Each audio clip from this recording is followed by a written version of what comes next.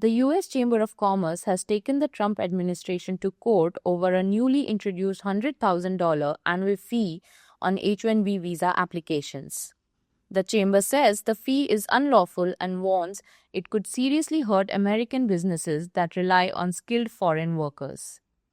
The lawsuit filed on Thursday in Washington, D.C., argues that President Trump has gone beyond his executive powers. It asks the court to block federal agencies from enforcing the fee altogether. Now, the H-1B visa is meant for high-skilled jobs that are often hard to fill within the United States. Tech companies are the biggest users. Nearly 3/4 of successful applicants come from India. But the program also covers crucial roles like teachers and doctors. The Trump administration claims the new fee will discourage companies from replacing American workers with what it calls cheaper overseas talent. Current visa holders are exempt, and there's process in place for firms to request additional exemptions.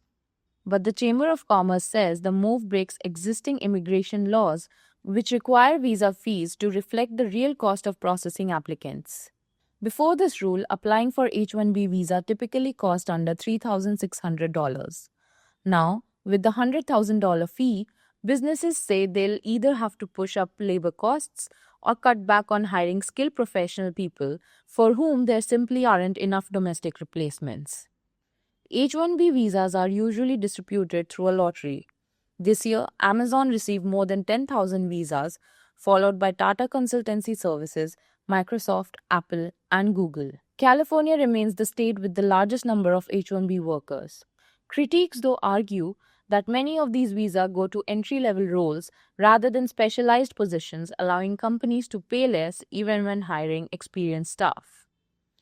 The new fee is set to last for 1 year, but it could be extended if it's considered to serve the national interest. The Chamber's lawsuit now seeks a clear judicial ruling on whether this extraordinary charge on skilled foreign labor is even legal.